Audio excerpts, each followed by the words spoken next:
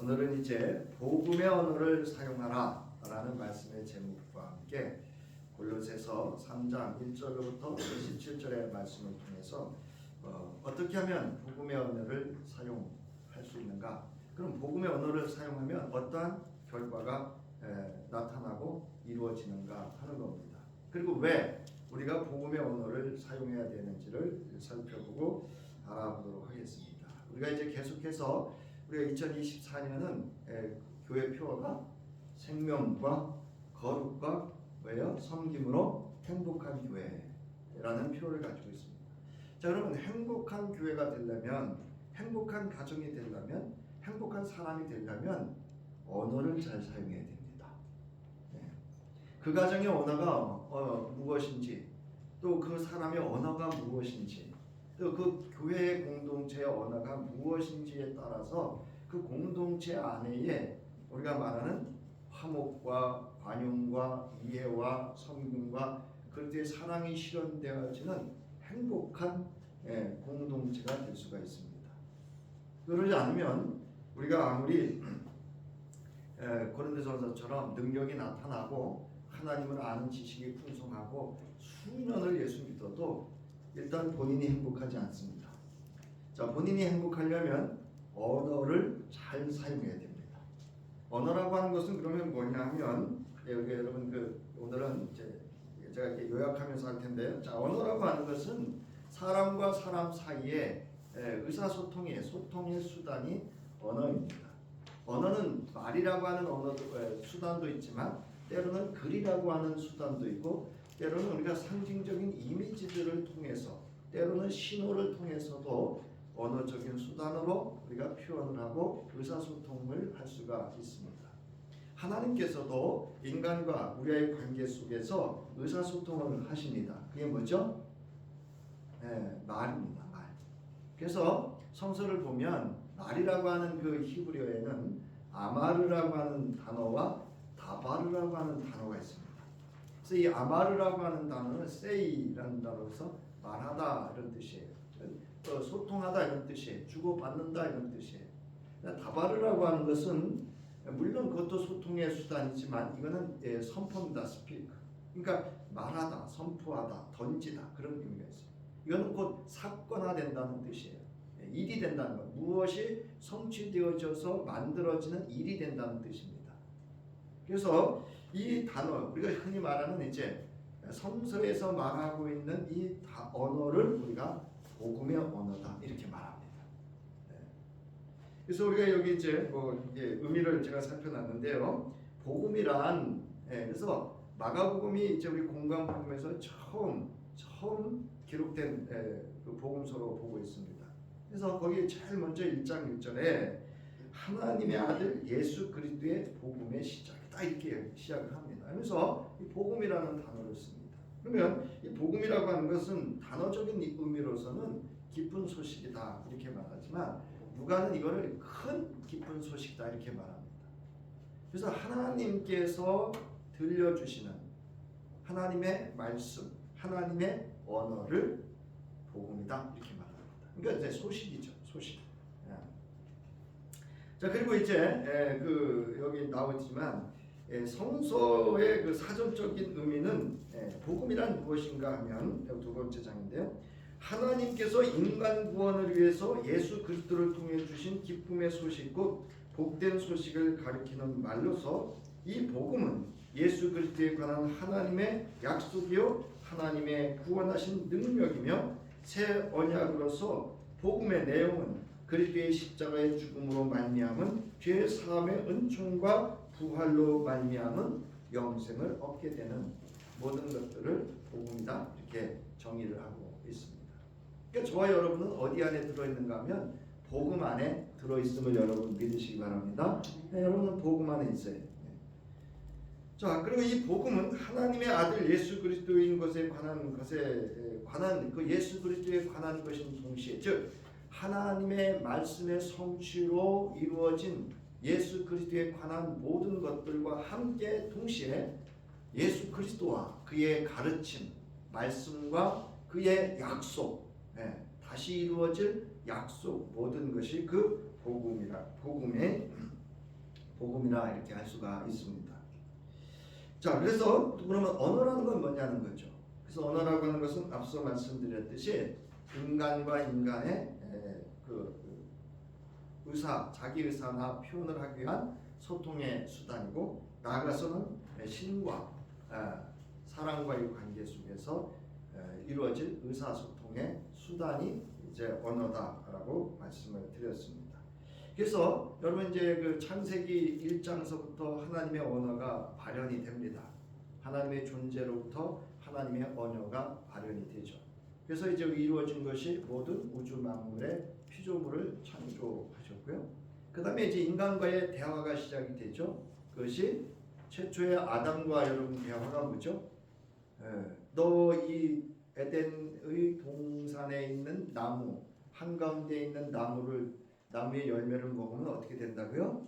정령 반드시 죽게 될 것이다 라고 하셨던 그 말씀이 첫 인간과 대화 언어입니다. 그래서 그리고 이제 이 언어로 인해서 바벨탑 사건이 이루어지고, 이 언어의 사건으로 인해서 언어가 이제 다양화되죠. 그래서 모든 인류는 흩어지게 되고, 그 흩어짐을 통해서 이게 이제 성서에 나오네요. 그 언어가 흩어지게 되고 다시금 그 언어가 일치되는 사건이 하나 일어납니다. 그것이 사도행전 2장 1절에 나타나는 오순절에 임했던 성령의 역사를 통해서 각국 방언으로 말할 때, 그들이 말하는 이는 각국 방언이었지만 자기는 자기 말을 하는 거예요. 그런데 듣는 이는 각국 방언으로 듣는 언어의 통일, 언어의 하나됨이 이루어지는 사건이 이루어집니다. 이제 물론 지금도 다양한 언어, 우리가 언어군이라고 하는데, 언어가 우주 지구촌에는 언어가 사용되고 지고 있습니다. 그러나 그 언어가 하나로 통일되는 날이 이를 건데, 그것은 이제 예수가 장차 다시 오시면 우리 모두가 하나님 앞에서 언어의 하나됨을 경험하게 될 것이다 라고 이제 성서의 사전적인 의미를 가지고 있습니다. 따라서 복음의 언어는 뭐냐? 하나님과 인간이 소통하는 수단으로서 하나님의 말씀이 우리에게는 여러분 복음의 언어입니다. 그래서 복음의 언어는 하나님께서 말씀으로 우주 만물을 창조하셨고, 그리고 이를 보시고 심히 좋아하셨습니다. 하나님께서 말씀으로 창조하시고 말씀과 소통하셨음을 알 수 있습니다. 심히 보시기에 좋았다는 얘기는 그것들과 창조물들과 소통하고 있었음을 알 수가 있습니다. 요즘은 이제 그런 표현들을 잘 안 씁니다. 우리가 방언에도 대신 방언, 대인 방언, 대물 방언 이렇게 가지고, 옛날에 어디죠? 이 무슨 목사님 갑자기 생각이, 강남 기도 맞은편 한월산 기도원의 그 원장이셨던 이천성 목사님이 대물 방언 하셨대잖아요. 나무와도 대화가 되고 짐승과도 대화가 되고. 근데 저는 그 부정은 하지 않습니다. 자, 하나님께서는 아담을 지으시고 그에게 말씀하셨습니다. 이 아말입니다. 소통의 수단으로 말씀을 하셨습니다. 이처럼 인간과 소통하시기 위한 하나님의 모든 말씀을 우리가 복음의 언어다 이렇게 말할 수 있습니다. 자, 그리고 예수 그리스도의 말씀, 즉 가르침과 전도도 복음의 언어입니다. 자, 그다음에 언약의 성취입니다. 즉 하나님 말씀의 성취가 바로 복음의 언어입니다. 그래서 복음의 언어라고 하는 것은 궁극적으로 뭐냐면 하나님의 입으로부터 발현되어져 나오는 아마르와 다바르가 성취되어지는 모든 것들이 다 복음입니다. 그러므로 저와 여러분이 그 복음의 언어 안에서 저와 여러분이 존재하는 것이고, 그 언어 안에 저와 여러분이 있음을 믿으시기 바랍니다. 자, 그러면 우리가 기독 공동체에 있어 복음의 언어를 어떻게 사용해야 되는가? 이제 오늘 골로새서를 통해서, 오늘 본문을 통해서 우리가 살펴보겠습니다. 왜냐하면 이 골로새서의 가장 큰 문제는 예수 그리스도에 관한 육신으로 오신 것을 성육신을 부인하고 그런 거짓 말로 가르치는 거짓 교사들 때문에 이 골로새서에 바울이 이제 바르게 참된 그리스도인으로서의 공동체가 또는 공동 체원이 어떻게 살아가고 어떤 신앙과 어떤 신앙의 태도를 가지고 어떤 삶을 살아가야 될 것인가를 이야기하고 있는 것이 바로 이 골로새서입니다. 자, 오늘 이렇게 보면은 이 바울은 골로새서 3장 이제 그 본문에 보면 2절에서 위의 것을 생각하고 땅의 것을 생각하지 말라. 왜냐하면 사람은 생각하는 게 나오게 되어져 있습니다.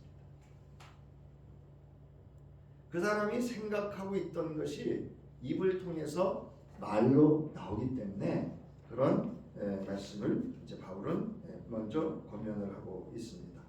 그래서 우리 기독 신자는요, 복음의 언어를 배우고 익혀야 됩니다. 많이 알아야 돼요. 우리의 신앙이 성장하지 못하고 우리의 신앙이 그리스도 예수 안에서 행복하지 못한 것은 복음의 언어의 결핍이에요. 여러분 사랑을 하면 사랑에 관한 언어가 많아질까요? 적어질까요? 네? 지금은 편지를 잘 안 써서 그러는데요. 저희 때만 해도 이 편지 쓸 때는 우리가 펜팔이라 했죠. 뭐 공부를 많이 해야 돼요. 그런 쪽으로. 그래서 그 언어가 풍부해야 자기의 그 사랑, 생각하고 있는 바를 표현할 수가 있습니다. 신앙도 마찬가지. 하나님 앞에서 나의 신앙을 표현하려면 복음의 언어를 많이 알아야 돼요. 하나님의 말씀, 예수 그리스도의 말씀, 그리고 또 그 성취되어진 증언과 증거들에 대해서 많이 알아야 하나님과 깊은 소통과 하나님과 깊은 사랑의 교제를 또 하나님의 사건들을 내가 경험할 수 있습니다. 따라서 여러분 복음의 언어를 많이 익힐 수 있기를 바랍니다. 그러기 위해서는 위의 것을 생각해야 돼요. 1절에는 뭐라고 하냐면 너희가 그리스도와 함께 다시 살림을 받았으면 위의 것을 뭐라고요? 찾아라 이렇게 돼 있어요. 이게 찾다라는 뜻을 우리말로 이제 의미 있게 번역을 하면 추구하다 이렇게 번역할 수 있어요. 추구하다. 어떤 목적한 바를 이루기 위해서 찾는 것을 우리가 추구하다 이렇게 말합니다. 그래서 왜냐하면 뭐라 그랬어요? 그리스도께서 하나님 어디에 계신다고요? 우편에 앉아 계시기 때문에 위에. 그러니까 누굴 찾으라는 거예요? 예수 그리스도를 찾으라는 거예요.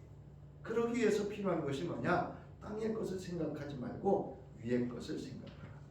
주님을 생각하고 그 말씀을 생각하라는 것입니다. 여러분 이제 그 누가복음 7장 20절부터 23절에 보면 예수께서 그 제자들에게 장로들의 전통 문제로 손 씻는 문제로 인해서 시비가 붙습니다. 그때 이제 제자들을 가까이 곁에 두시고 가르치십니다. 이제 그것 때문에 논쟁이 한번 붙어요. 그런 다음에 이제 그들에 대해서 예수께서 사실은 책망을 하시고 제자들에게 바른 건전한 하나님의 본 말씀의 의미를 이렇게 말씀하십니다. 그들에게 말씀하셨다. 사람에게서 나오는 것 그것이 사람을 더럽힌다.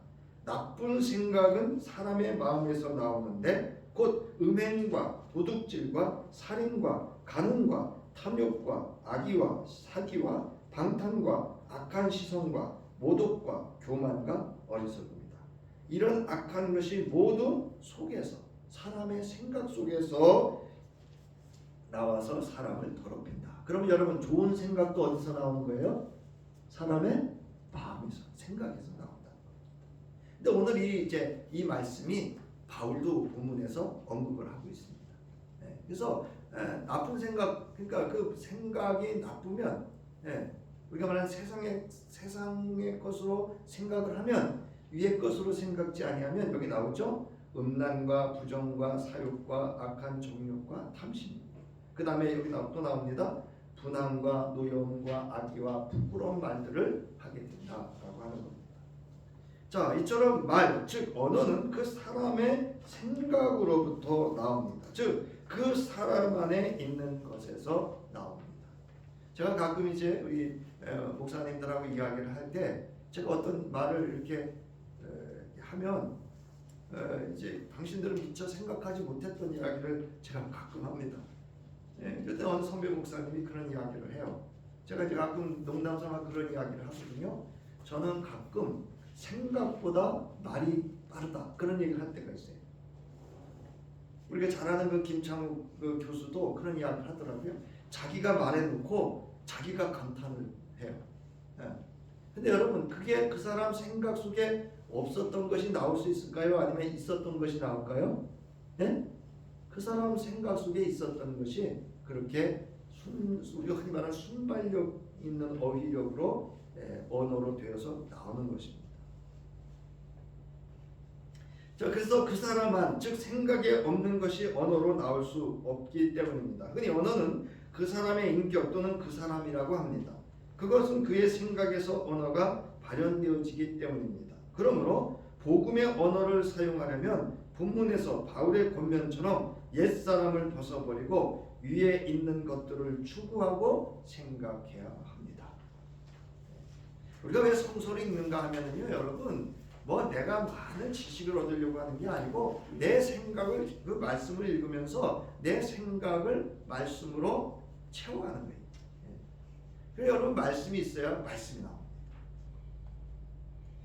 자, 이는 옛사람과 그 품성을 벗어버리고 예수 그리스도로 말미암아 새 사람을 입은 신자는 그의 삶 전체가 하늘의 것 곧 그리스도의 명령에 따라서 살아가도록 규정된 자들이기 때문에 즉 우리의 생각은 먼저 그리스도를 찾고 그리스도를 생각해야 합니다. 그것은 내 안에 있는 생각의 언어가 되기 때문입니다. 그러니까 여러분 나를 잘 알려면 내 언어를 잘 보면 내 생각이 또는 내 생각의 폼, 틀이 어떻게 되어져 있는지를 알 수가 있습니다. 이걸 고치는 거 쉬울까요? 어려울까요? 정말 어렵습니다. 이거 말투라고 하거든요. 말투를 고치는 거 저부터는 어려워요. 어떤 때는 아차죠. 내가 이렇게 말투가 있는 거 아는데 여전히 또 그렇게 나오거든요.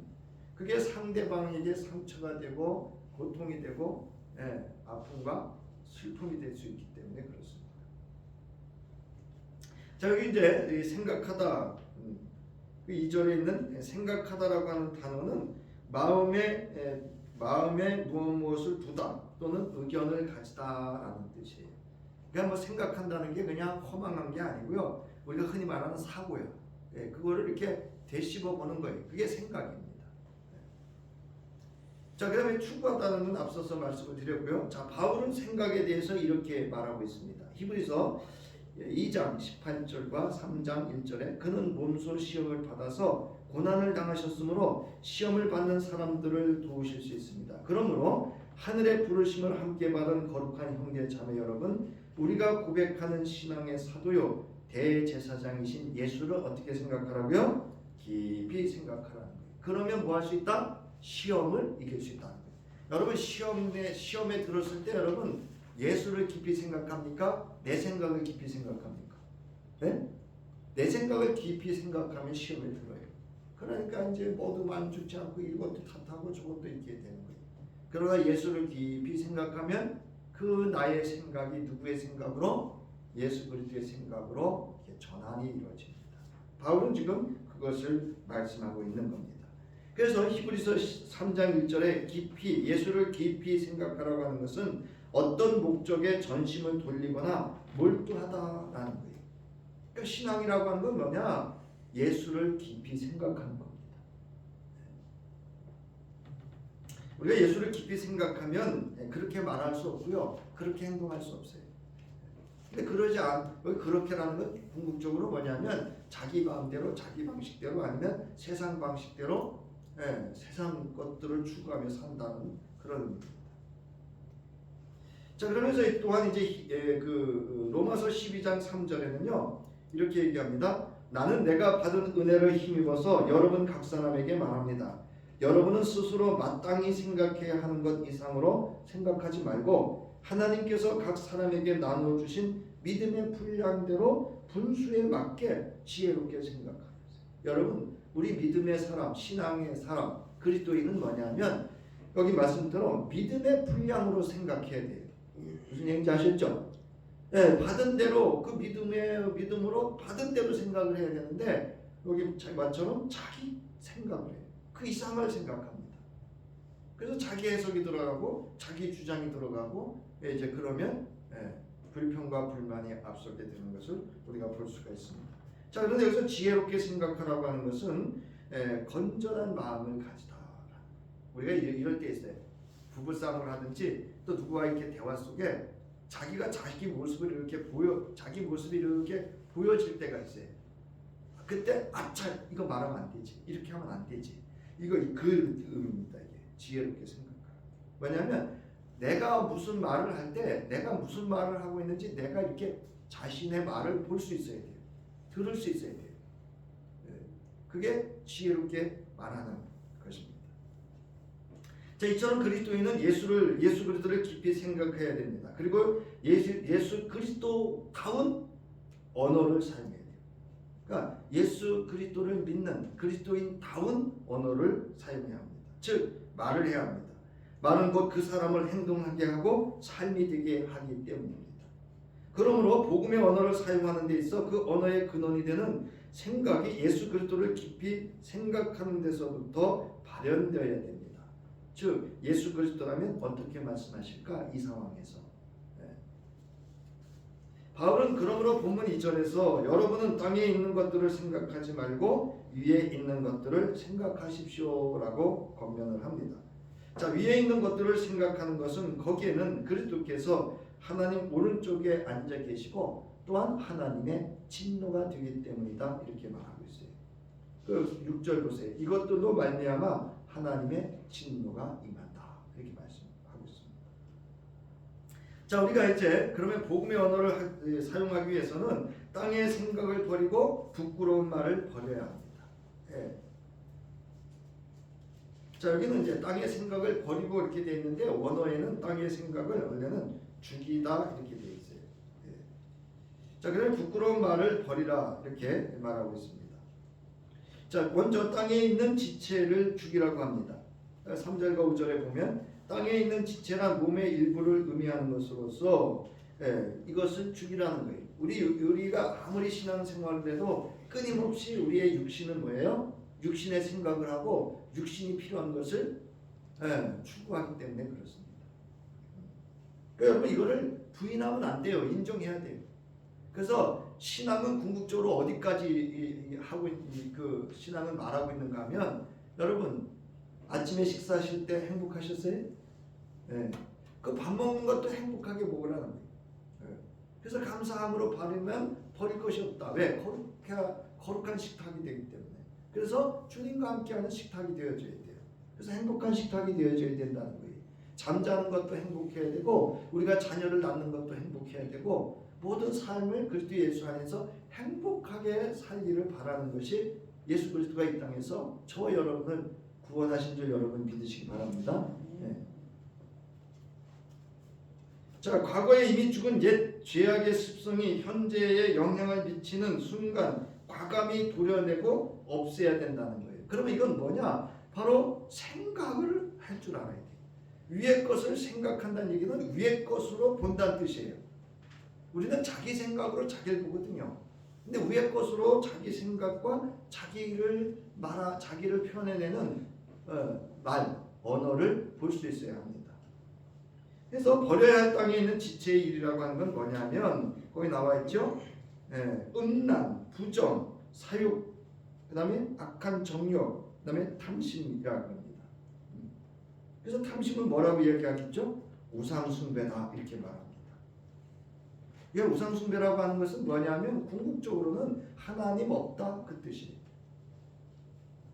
그러니까 우리는 먹을 때든지 무엇을 하든지 항상 주를 깊이 생각할 수 있어야 돼요. 아니 그러면 어떻게 살아요? 그런 의미는 아닙니다. 자, 보세요. 로마서 7장 21절부터 24절에 보면 거기 23절 내 지체에는 다른 법이 있어서 내 마음의 법과 맞서서 싸우며 내 지체에 있는 죄의 법에 나를 포로로 만드는 것을 봅니다. 바울이 무슨 얘기냐면 육신이 육신의 것을 쫓아서 세상의 법을 따르려고 육신이 요구하고 추구하는 것을 따르려는 것이 내 안에 계속 작동하고 있다는 거예요. 그렇지만 예수를 깊이 생각하면서 예수 그리스도의 그 가르침, 말씀을 따라서 또 그 삶을 따라서 그 인격을 본받아서 살아야 함을 이야기하고 있는 겁니다. 그러면서 바울이 뭐라 그랬어요? 나는 매일 뭐 하라고요? 나는 죽는다. 그 얘기예요. 그 얘기. 자, 여러분 탐욕이 뭐냐? 바울은 탐욕을 우상 숭배라고. 그러니까 여기 나오는 음란과 부정과 사욕과 이 정욕과 이 모든 것은 탐심으로부터 나오는 거예요. 이것은 앞서 말씀드렸듯이 바로 하나님 없는 잘못된 신앙을 이야기하고 있습니다. 그래서 여기는 뭐가 임한다고요? 하나님의 진노가 내리게 될 것이다. 이렇게 바울은 말하고 있습니다. 자, 그 다음에 벗어버려야 할 행위와 부끄러운 말이 있습니다. 이제는 너희가 모든 것을 벗어버리라. 곧 분노와 격분과 악의와 회방과 여러분의 입에서 나오는 부끄러운 말을 버리라고 합니다. 그래서 이건 뭐냐면 성품이에요. 성품. 우리가 말하는 흔히 기질이라고 했죠. 이 기질을 성품으로 잘 다스려야 됨을 의미하고 있습니다. 이것까지도 그러니까 우리의 근본적인 생각의 근원을 바꾸라는 거예요. 변화시키라는 거예요. 그래서 벗어버린다라고 하는 것은 여기 나오죠. 벗어나다 이런 뜻이에요. 즉 과거로부터 지속되어 온 습관이나 행실을 중단하는 것을 말합니다. 바울은 이 동사를 죄악으로 인한 행실을 단호하게 중단하고 그리스도 안에서 새로운 삶을 살 것을 권면할 때 주로 사용했던 단어의 표현입니다. 자, 여러분 분노 여기 나오죠? 이거는 감정의 문제를 넘어서 구체적인 행위를 포함하는 것으로서 뭐냐면 복수 내지는 적개심을 드러내는 구체적인 행위를 의미한다 할 수 있습니다. 그다음에 노여움, 이거는 어떤 사람에 대한 저주를 말합니다. 어느 교회에서 갈등이 생겼어요. 그때 목사님께서 강단에서 2부는 이렇게 영상이 찍히니까 못하시고 1부 때 그렇게 저주를 퍼붓대요. 이해가 안 되죠. 그렇게 하면 안 되는 성도에게 그렇게 하면 저주받는다고 그렇게 하셨대요. 그래서 그러면 빨리 떠나셔야 되는데 아니에요. 제가 볼 땐 그런 분들은 목회 그만두셔야 돼요. 어떻게 담임 목사가 당신들의 하나님에게 맡겨진 양에게 저주를 퍼붓습니까? 그 다음에 여기 보세요. 악의. 이것도 여기 마찬가지로 타인을 해하기 위한 적대적인 본성을 나타내는 것이고 회방. 악의가 구체적인 방식으로 이루어지는 것이 회방과 부끄러운 말인데 회방은 뭐냐면 타인을 수렁에 빠뜨리기 위해서 나쁜 말로 헐뜯고 비방하여 결국에는 치욕을 주는 행위를 말합니다. 그럼 결국은 거짓말하는 거예요. 이 회방하는 자들의 특징이 뭔지 아세요? 거짓말하는 거예요. 여러분 거짓말하는 사람은요 늘 경계하셔야 돼요. 여러분. 거짓말하는 사람이 하는 게 있죠. 사기치는 거죠. 남을 속이고 자기의 유익을 위해서는요. 근데 정말 더 중요한 거는요. 거짓말을 하면서도 자기가 거짓말하는 줄을 모르는 사람들이 있거든요. 이걸 소시오패스라고도 하는데요. 이런 사람들은 극히 경계하셔야 돼요. 그 사람들한테 휘둘리면요. 여러분 인생 참으로 피곤해집니다. 그 다음에 여기 부끄러운 말이에요. 부끄러운 말. 욕짓거리나 또는 성적, 음란, 패설 이런 것들도 버려라 이렇게 이야기하고 있습니다. 자, 그러면서 이제 강조하는 것이 거짓말하지 말라는 거지. 거짓말. 거짓말은 궁극적으로 상대방에게 잘못된 사실을 알려주는 것. 제가 말씀드리잖아요. 자, 그 이상으로 매우 의도적인 목적으로 상대방을 기만하는 것으로 이것은요, 여러분 사람을 속이는 거예요. 그리고 하나님을 속이는 행위로 그렇게 성서는 말씀하고 있습니다. 그래서 뭐라고 했냐면 서로 거짓말하지 말라 이렇게 얘기해요. 그래서 여러분 거짓말은요 거짓말을 낳습니다. 자, 바울은 이러한 습성들을 비복음적이고 불신적인 언행의 습성들인 옛사람과 그 행위를 벗어 이런 그 습성들을 밖으로 드러내서 행하는 언행을 의미하고 있습니다. 언어와 그 행위를 하지 말 것을 이야기하고 있습니다. 이건 우리가 우리 삶 속에서 우리 같이 쓰고 있잖아요. 그죠? 네? 저와 여러분 이거 사실 같이 쓰고 있어요. 그래서 이거를 빨리 우리가 비유를 줄여나가야 돼요. 어디로? 복음의 언어 사용으로 우리의 그 비유를 자꾸 옛 언어, 옛 습관에서 나오는 언어들을 버리고 새로운 그리스도 예수 안에서 복음의 언어를 사용해야 됩니다. 자, 그러면 그러기 위해서는 바울은 뭐라고 하는가 하면 새 사람을 입어라 이렇게 얘기를 합니다. 저기 우리 본문에 나오죠. 10절 새 사람을 입었으니 이는 자기를 창조하신 이의 형상을 따라 지식에까지 새롭게 하심을 입은 자다 이렇게 얘기를 합니다. 자, 그러면 이 새 사람을 입는다는 것은 자기를 창조하신 분의 형상을 따라 끊임없이 새로워져서 참 지식에 이르게 된다면요, 참 지식을 이루어 성취한다 이런 뜻이에요. 그러니까 말씀을 성취해내는 것을 의미합니다. 그러니까 우리가 위의 것을 생각할 때 생각하는 생각이 변하지 않으면요 아무것도 변하지 않습니다. 그러니까 여러분 새 사람을 입었다는 얘기는 생각이 변했다는 거예요. 그래서 여러분 우리가 이제 잘 아는 갱신 있잖아요. 갱신 교도소 갔다 온 사람들이 여러분 생각이 바뀌어요? 안 바뀌어요? 잘 안 바뀝니다. 그래서 무슨 일이 터지면 뭐 하지? 뭐 누구부터 찾아요? 동종 전과자부터 찾습니다. 그건 뭐냐면 새 사람을 입지 못한 거예요. 그 사람은 새 생각을 갖지 못한 거예요. 자, 그러면 새 사람이라고 하는 것은 우리 고린도후서 5장 17절에 잘 나타나 있는데요. 여러분 본문 있죠? 우리 16절부터 함께 읽겠습니다. 시작. 그러므로 이제부터 우리는 아무도 육신의 잣대로 알려고 하지 않습니다. 전에는 우리가 육신의 잣대로 그리스도를 알았지만 이제는 그렇지 않습니다. 누구든지 그리스도 안에 있으면 그는 새로운 피조물입니다. 옛것은 지나갔습니다. 보십시오, 새 것이 되었습니다. 이 모든 것은 하나님에게서 났습니다. 무슨 이야기인가 하면요, 우리가 이제 이 성서를 해석하는데 여러 가지 방법들이 있습니다. 근데 가장 중요한 거는요, 성서의 언어의 원뜻을 저는 알아야 된다고 봅니다. 근데 이제 어떤 분들은 인문학적으로 성서를 해석합니다. 그러니까 사람의 언어로 성서를 해석해요. 물론 이것도 잘못됐거나 틀린 건 아니에요. 필요해요. 네. 그런가 하면 우리가 흔히 말하는 세상의 지식을 가지고 성서를 그 언어를 해석하고 이렇게 뭐라죠? 증거하는 그런 것도 있습니다. 그래서 먼저 제가 어제도 오늘 선배하고 저런 이야기를 하면서 제가 이야기를 하지 않았어요. 그러나 저는 이 성서의 복음의 원뜻을 설교자는 분명히 안 다음에 그 다음에 사회학적으로든지 인문학적이든지 철학적이든지 종교학적이든지 아니면 우리의 일상의 생활의 언어로 해석해서 풀어서 말할 수 있어야 된다는 거예요. 제가 사실은 이렇게 원고를 드리는 이유가 있어요. 여러분에게 원어의 그 본뜻의 언어의 의미를 알고 계셔야 이제 뭐 인문학적으로 누가 와서 설교를 해도 본 그 복음에서 벗어나지 않습니다. 그러지 않으면 누가 이 얘기하면 그게 맞는 것 같고 누가 이 얘기하면 그게 맞는 것 같고 그렇게 끌려다닐 수 있어요.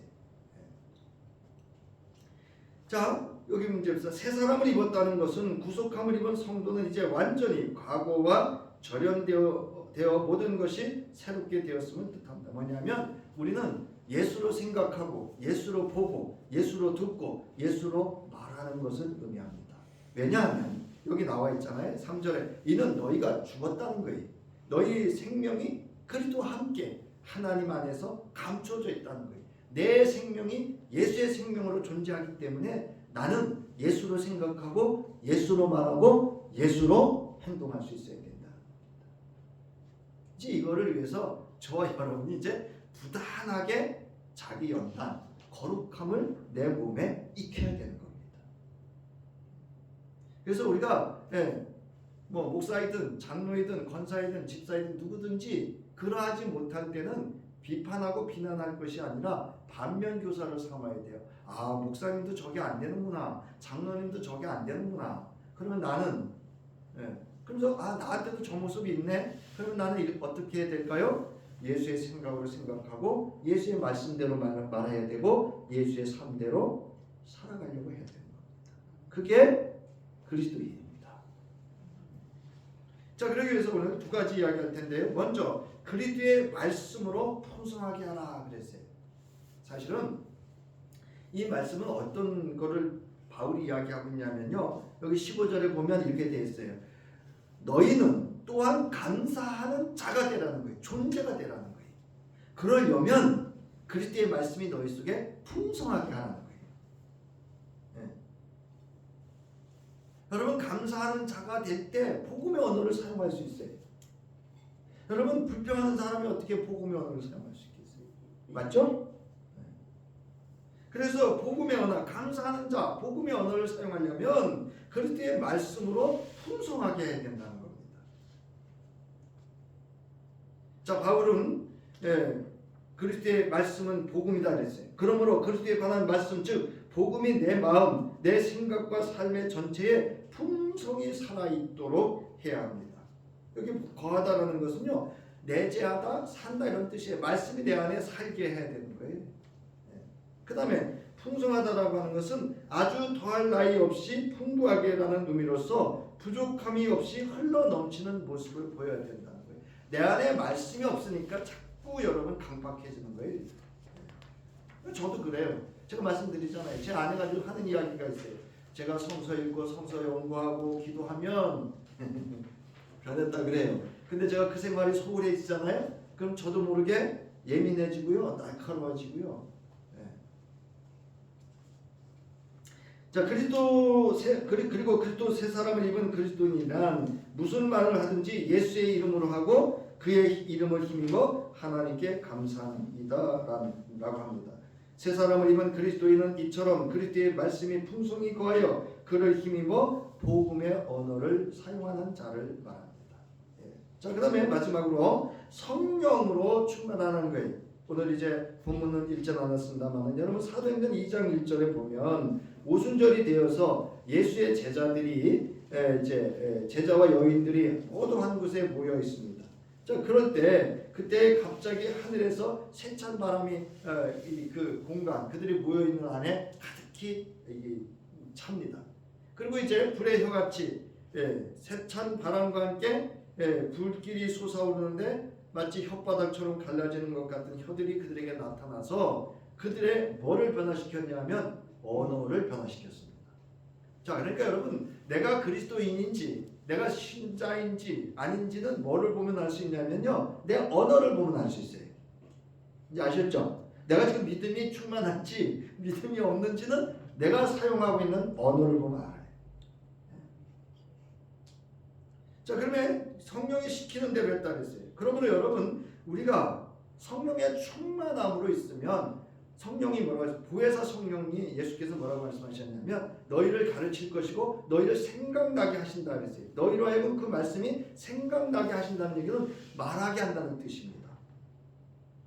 바라옵기는 여러분 이 이제 오순절에 성령이 임했던 곳은 어떤 곳인가 하면요, 예수 그리스도의 말씀의 언약을 믿고 기도하는 곳이에요. 그러니까 말씀의 언약을 믿고 기도할 때 뭐가 있느냐면 성령의 충만함이 있습니다. 바라옵기는 2024년 저와 여러분은 말씀에 충만한 사람, 성령에 충만한 사람, 그러므로 복음의 언어를 사용하는 저와 여러분 될 수 있기를 바랍니다. 아멘. 여러분 복음의 언어에는 아주 지금 제가 드리고 싶었던 말씀이에요. 복음의 언어에는 예수의 생명이 있습니다. 복음의 언어에는 거룩함이 있고요, 거기에 사랑이 있고요, 거기에 능력이 있고요, 거기에 구원이 있고 영생에 이르는 하나님의 비밀이 거기에 있습니다. 그러므로 복음의 언어는 저와 여러분에게 주신 복 중에 복된 언어인 줄 믿으시기 바랍니다. 그래서 올 한해는 복음의 언어를 많이 사용하세요. 이제 그러기 위해서는 복음의 언어를 많이 알아야 되는데요. 자, 오늘 다시금 골로새서 3장 16절부터 17절 원고에 있는 그 말씀으로 함께 읽고 마치도록 하겠습니다. 시작. 그리스도의 말씀이 여러분 가운데 풍성히 살아있게 하십시오.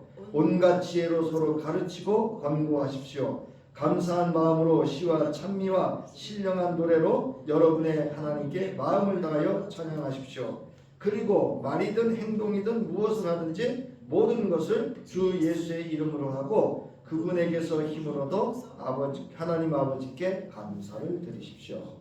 올 한해 복음의 언어로 그리스도 예수 안에서 행복한 삶이 될 수 있기를 주의 이름으로 축원합니다.